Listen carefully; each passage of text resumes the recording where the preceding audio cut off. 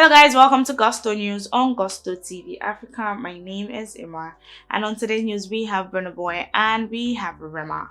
But before going on to what we have for you on today's news, guys, I want to say thank you for all that you do for us here on the channel.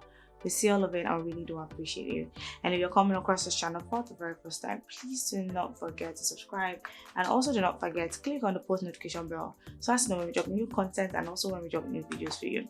Alright guys, so starting off the news, we have Burna Boy on the news today. The last time we had Burna Boy on the news was because he came out to make, a revelation about Wizkid, about how Wizkid actually accepted him and actually showed him the way in Lagos. And people were actually mocking him or trying to troll him on Twitter, especially saying, so this is Burna Boy indirectly coming out to say, Wizkid is his godfather, because according to Burna Boy, Wizkid was actually, buzzing and everywhere at that point where he actually came to Lagos.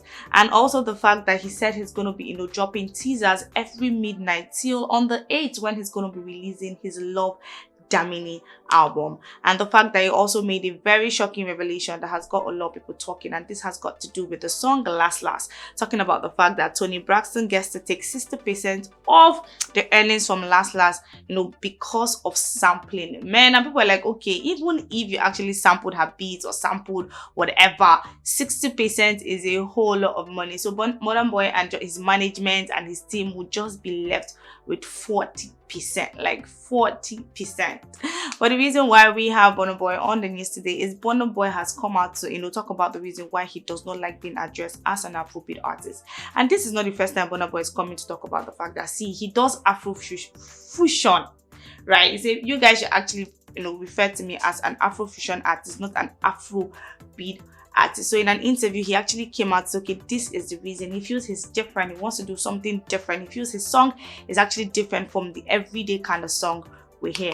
And it was like, see, there was nowhere, like he actually also went back to history, talking about the fact that Afrobeat belongs to Fela, Afrobeat is Fela. But then because Nigerians or African wanted to give our song a name, they decided to add an S and started addressing every song that came out of Africa as Afrobeats. And also went ahead to say, years went by and Nigerian musicians started dropping music that was becoming something, so they needed to call it something to be able to identify with it. So like I said, he said that Nigerian artists were actually dropping songs, but they wanted to give that song, they wanted to give it a name to be, so people be able to identify with it. So they decided to give, the song, or every song that comes out of Africa, decided to name it Afrobeat. Somehow they just said Afrobeat and added an S. I don't know how, I don't think or know what sense that made, but that's what happened. Somewhere along the line, all the music that comes from Africa just writes Afrobeat.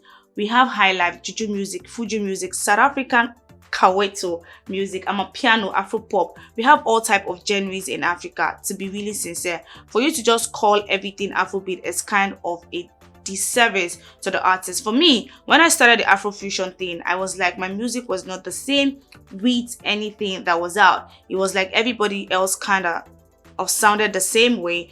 It was one kind of a move, and for me, there was nothing I could identify myself with. So I just decided that I would call it Afrofusion because it's fusion of everything.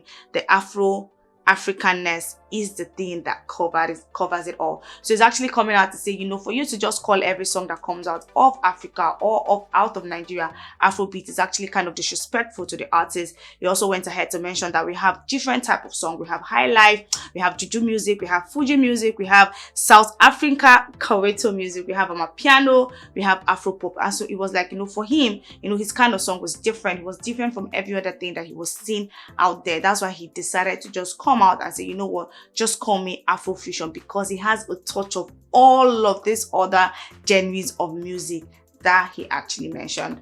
Alright guys, away from Burna Boy, we have Rema in the news. The last time we had Rema in the news was because he has actually surpassed or gained over 400 million overall views on YouTube. And for me, 400 million is a lot of numbers.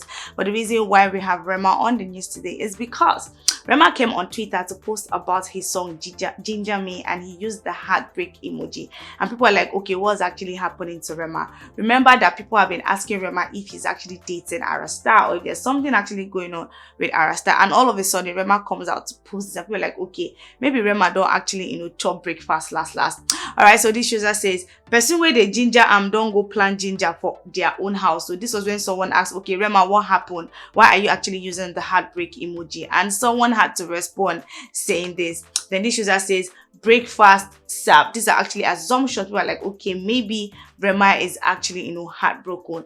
Then this user says, Rema don't chop breakfast. So everybody is actually just saying maybe someone has served, Rema breakfast, and all fingers are actually pointing at Ara Star because of the song she did, the Calm Down song cover that she did, and how Rema actually responded to that one. And also, the pictures they took at Ara Star's birthday. So a lot of people are like, okay, there's actually something going on between these guys, and they feel like, okay, maybe it's Ara Star right now that have served Rema breakfast.